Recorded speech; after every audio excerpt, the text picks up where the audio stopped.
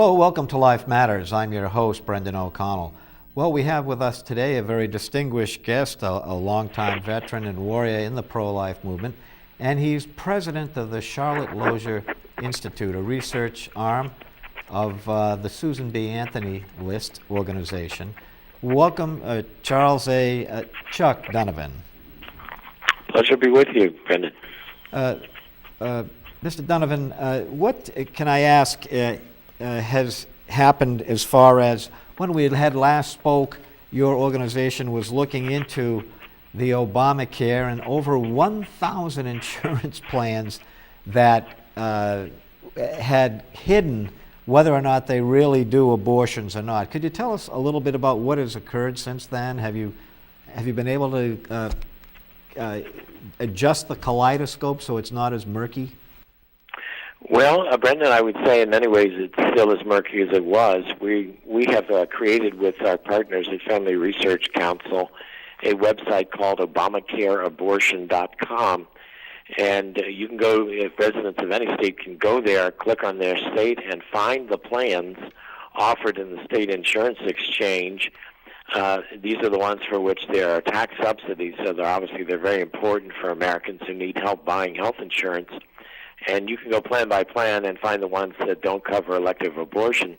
But the bad news, Brendan, is that we're still pretty much where we were 2 years ago when the exchanges were started. Then it was over 1,000 plans, included full coverage of elective abortion. Today, in our new survey, we found 1,106 plans. About 59% of the plans on the exchanges cover abortion on demand. So it's a very high percentage, and tax dollars are going to help people buy these plans. And often without notice to the person purchasing it that the coverage is there. Mm-hmm. And is this going to facilitate, do you believe, more abortions in our country? Well, there isn't much doubt about that when you subsidize abortions. You get more of them. Certainly back when the Hyde Amendment was first being considered as a limit on the Medicaid program, that came to light after a request from Henry Hyde, a member of Congress, went to the Department of Health and Human Services. He asked how many abortions they've been paying for. It was on the order of several hundred thousand. And even the Guttmacher Institute believes that the subsidies will have an effect on increasing the abortion rate. That's basically why groups that favor abortion have made a priority of repealing the Hyde Amendment. They know it will have an effect. Are there some states that don't do abortions? Well, there are a number of states that will not pay for them right now. Of course, abortion is pretty much legal in all 50 states with some limitations, particularly the important ones at 20 weeks of pregnancy that have been adopted by about 15 states around the country. But you have a real split in the states that will pay for them. There are 25 states, according to our count, that have excluded coverage of abortion on demand from their exchanges. There's even a state, Kentucky, that won't pay for it in any way, shape, or form, and won't even allow an insurance company in the state to cover abortion, viewing it as not being health care. It's something other. But by and large, you have private health care plans that do cover abortion in most states. The real battle is in the public funding area, including in these new exchanges. Well, how is that battle occurring now? I hear a lot of, disparate information that I guess I have trouble putting all the pieces together. Is Obamacare failing, and are the exchanges failing? Well, it's a really interesting question. Of course, you live in the state of Massachusetts, and there have been a lot of stories lately about United Healthcare, which, interestingly enough, is the only health insurance company that offers plans in the state of Massachusetts that do not have abortion coverage. United is making it pretty plain that they are finding the state exchange, the state federal exchange. I know you have your own variation there because you had the first exchange in the country, but they're saying that they can't make money on the exchanges given the clientele they have there.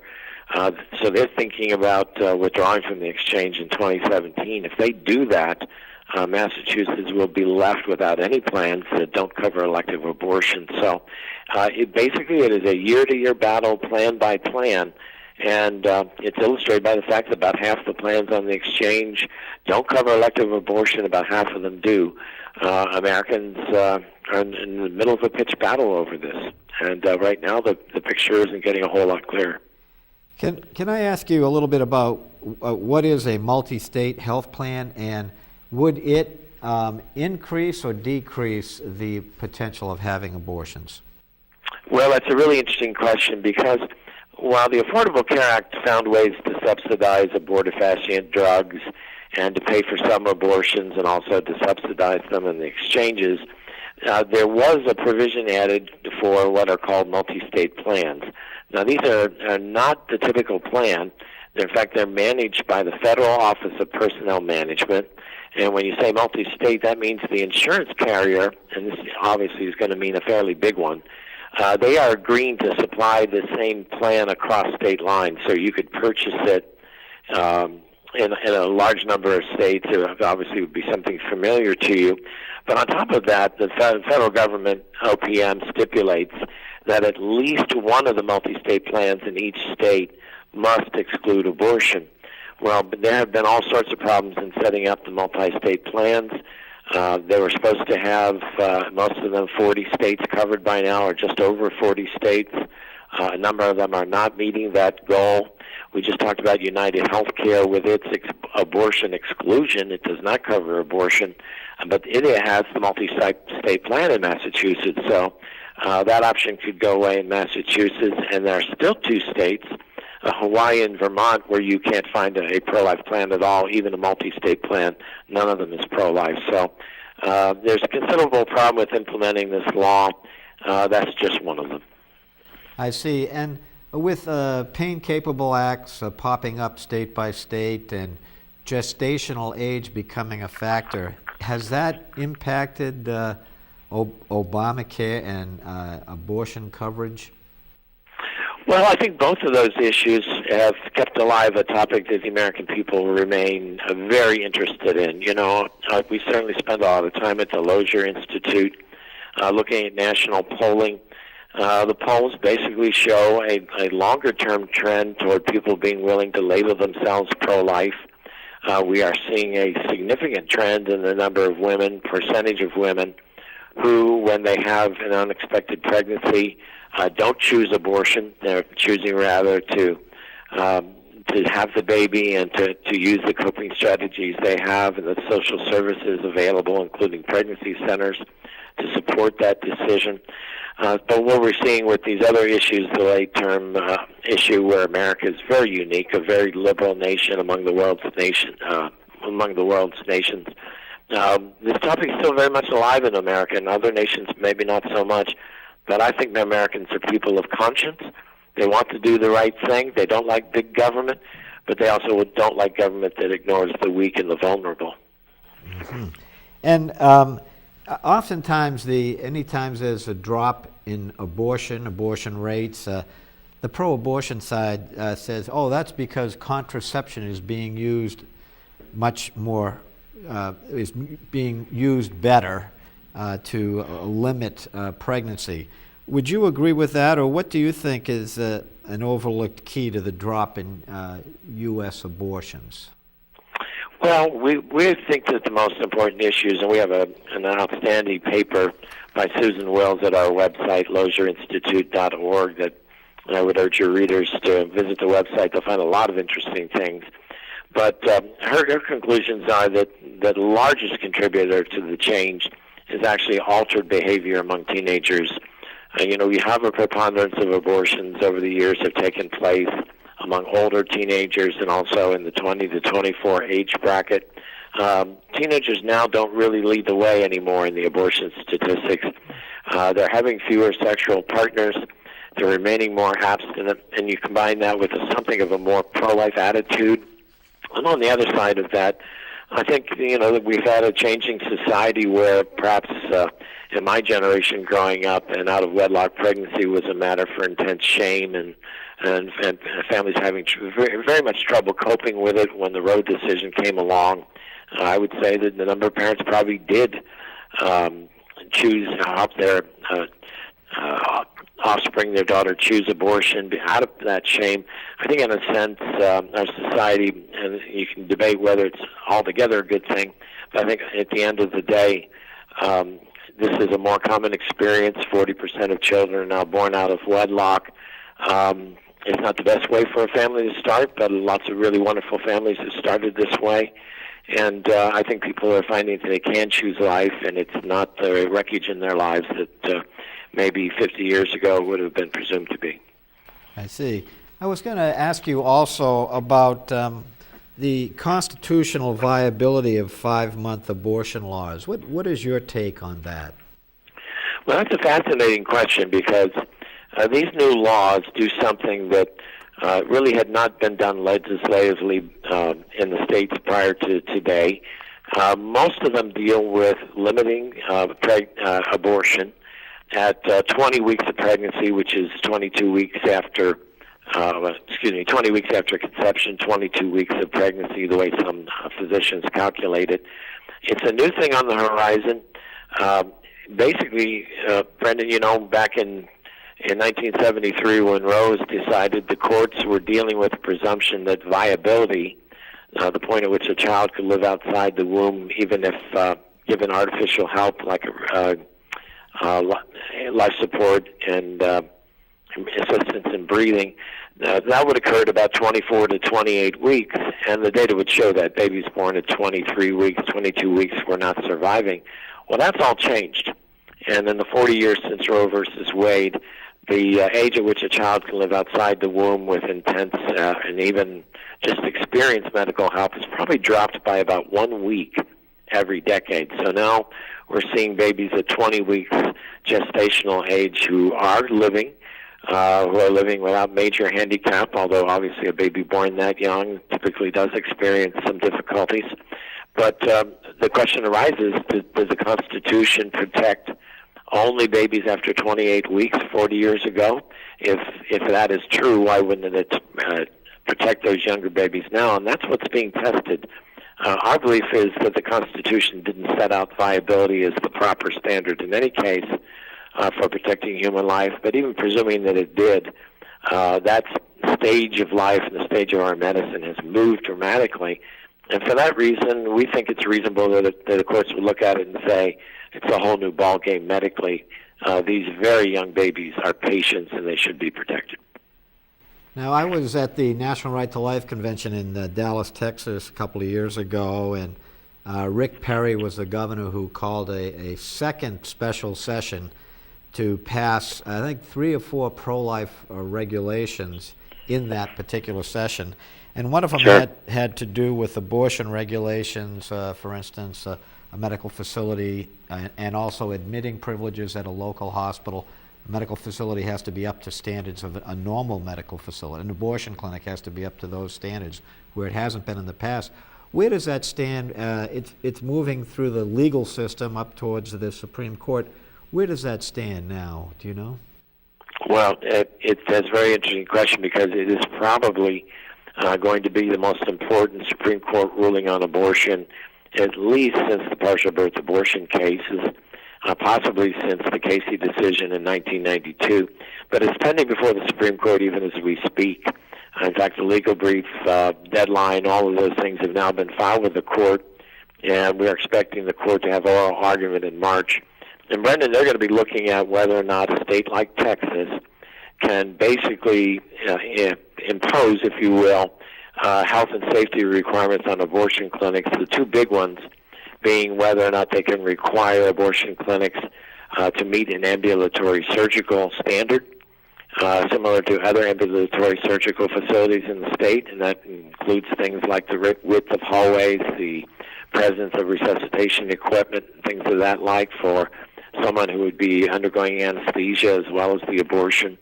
And you also have this admitting privileges, which you mentioned, which is a requirement that a physician must have admitting privileges at a hospital within 30 miles of his abortion facility, or he cannot practice in the state. And it's an effort to ensure that there's timely emergency care and that the physician has the capability to make arrangements to ensure that the woman, if she is injured in the abortion clinic, and it certainly happens, that they can arrange for and get the best care. It's too often the case that abortion clinics will have physicians who are basically in the community for a day or half day, and then they move on somewhere else. And frankly, they're not available for follow-up care. They're leaving it to the rest of the medical system. That's not typically how most medical facilities operate. Mm-hmm. I know I spoke with Jack Ames recently, who's Maryland-based, and he's in the Maryland and southern Pennsylvania, and he talked about circuit abortionists that visit 2 or 3 places, 2 in Pennsylvania and 1 in Maryland, which he calls them circuit abortionists that go around to various sites. I wanted to ask you also, with Kansas and Oklahoma recently passing dismemberment abortion laws, do you feel that also will be challenged all the way up to the Supreme Court, or because you're now talking about the baby inside the womb, the pro-abortion side won't challenge it? Well, that's an interesting question. I think that there probably will be challenges to those statutes.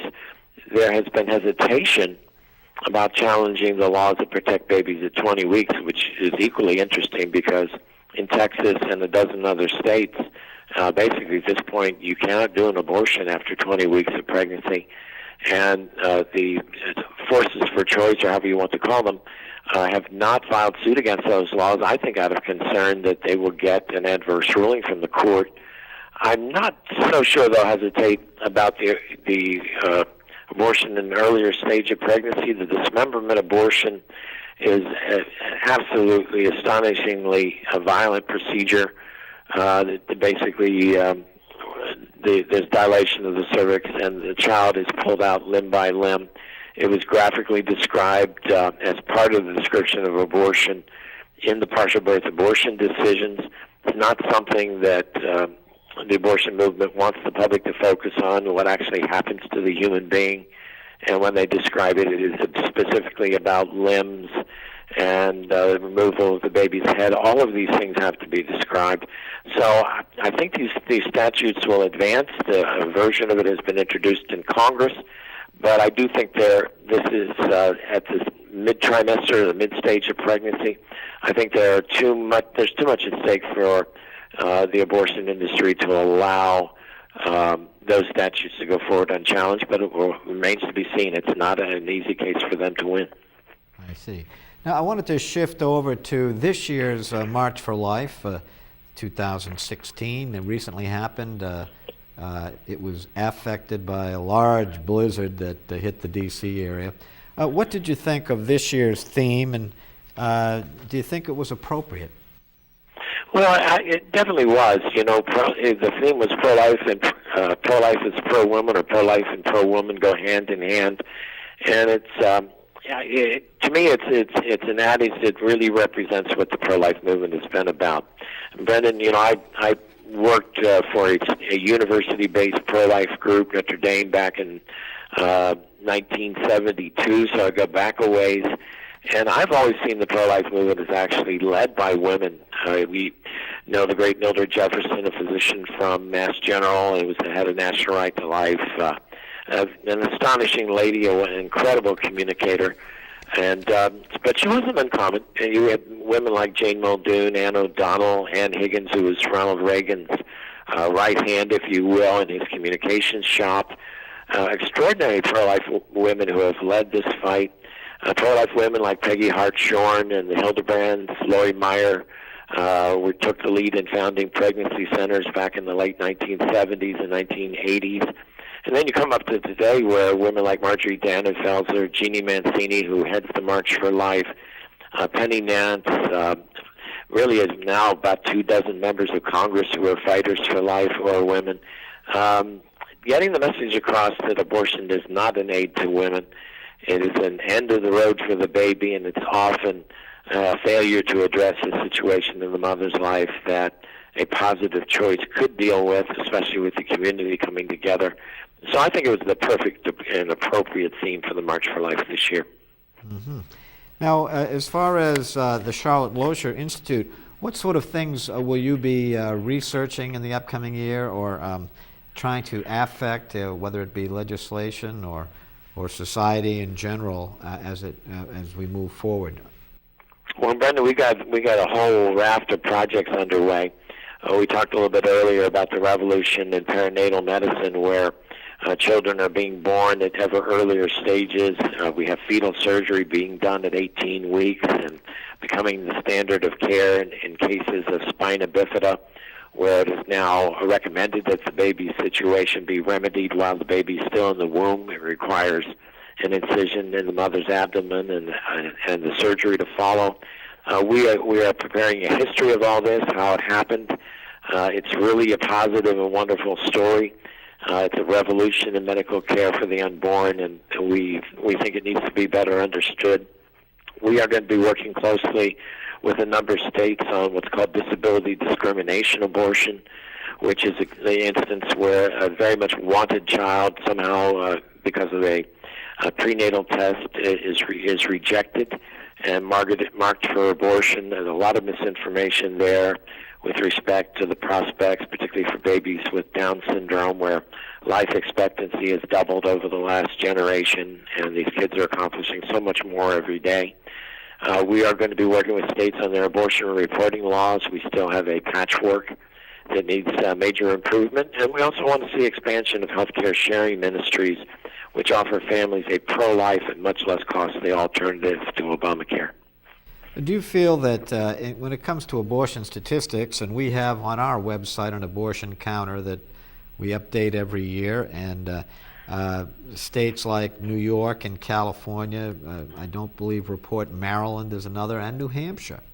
Do you think they'll come around, particularly liberal states such as New York and California? Well, New York City, interestingly enough, has very good data. It's just not very accessible. California has not been filing data for a long, long time. It's a very liberal regime out there.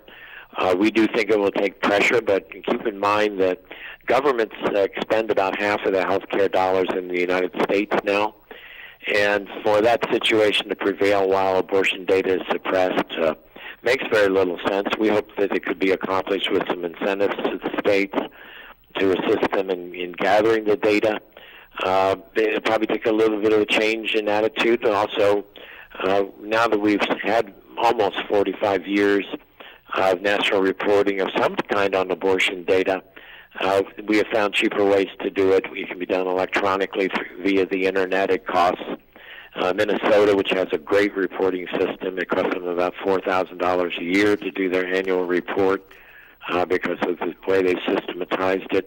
So we think we're in a new era where the internet revolution and also experience that this data can be gathered without compromising patient privacy.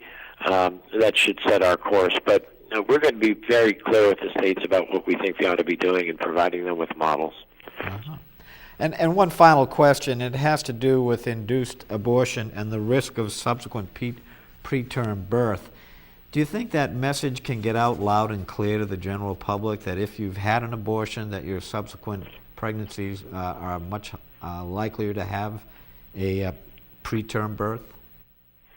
Well, the statistics are certainly there. The Institute of Medicine, in its major report, the last one I'm aware of, it's about 7 or 8 years old, on the causes of preterm birth, which remain high in the United States relative to certainly what we spend on medical care.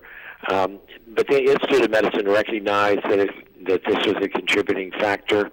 We also have a rate of repeat abortion that remains up close to the 50% mark. So when we hear that just over 1 million abortions were performed in a given year, nearly 500,000 of them are a second or third abortion. That would increase the risk of premature birth.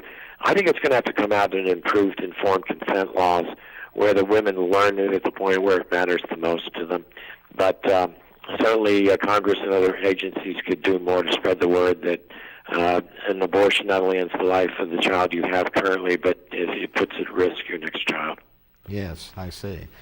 Well, Mr. Donovan, thank you so much for being on our show today and informing us about many different issues that are very important in the pro-life movement and what's happening as far as where we are as a society today and where we're moving into the future. Thanks again for being on the show. My pleasure. Take care, Brendan. Bye-bye now. And we hope you found today's show to be unique, informative, content-rich, truthful, and thought-provoking. Thanks for watching. I'm Brendan O'Connell, your friend for life.